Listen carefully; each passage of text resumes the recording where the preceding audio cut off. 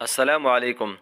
چند دن پہلے وزارت صحت نے حرمین کے زائرین کے لیے توکلنا پہ امیون کا سٹیٹس ختم کرنے کا اعلان کیا تھا، جس پہ وزارت سے سوال کیا گیا تھا کہ کیا باہر ممالک سے آنے والے معتمرین کے لیے توکلنا کا امیون ہونا لازم ہے یا نہیں، تو وزارت نے صحت دیا کہ ان کے لیے لازم نہیں، کیونکہ وہ اپنے ممالک سے عمرہ ویزے پہ آتے ہیں اور سارا پروسیس اپنے وطن میں ہی ہوتا ہے۔ مگر آگے وزارت نے کہا ہے کہ جو مملکت میں رہنے والے ہیں ان کے لیے طواف و زیارت پہ توکلنا کا امیون ہونا لازم نہیں، جبکہ عمرہ کے لیے رجسٹریشن لازمی ہے، اور واضح ہے کہ عمرہ کی رجسٹریشن تب ہوتی ہے توکلنا پہ کہ جب بوسٹر ڈوز لگوائی ہو اور امیون سسٹم اس کا اپڈیٹ ہو۔ حالانکہ پچھلے ہفتے وزارت نے اس شرط کو ختم کرنے کا اعلان کیا تھا، لیکن ابھی معلوم ہوتا ہے کہ یہ رجسٹریشن عمرے کے لیے مملکت کے اندر رہنے والوں کے لیے لازمی ہے۔ اگلی خبر مزدوروں کے حوالے سے ہے۔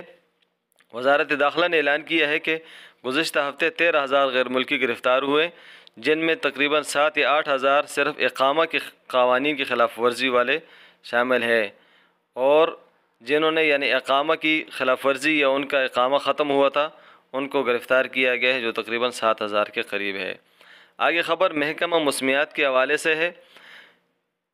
مملکت کے اندر حسب سابق سے برخلاف چونکہ سردی کے دورانیہ بہت لمبا ہو چکا ہے، تو مملکت کے محکمہ موسمیات نے اعلان کیا ہے کہ مملکت کے شمالی علاقہ جات میں سردی کی ایک شدید لہر آنے والی ہے، تو لہٰذا غیر ملکی اپنا احتیاط کریں۔ اگلی خبر ایک سوال کے جواب میں ہے۔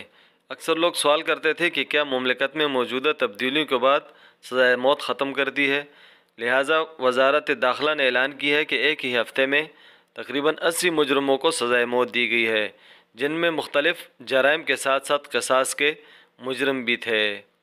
آپ کے قیمتی وقت کا انتہائی شکریہ۔ اللہ حافظ۔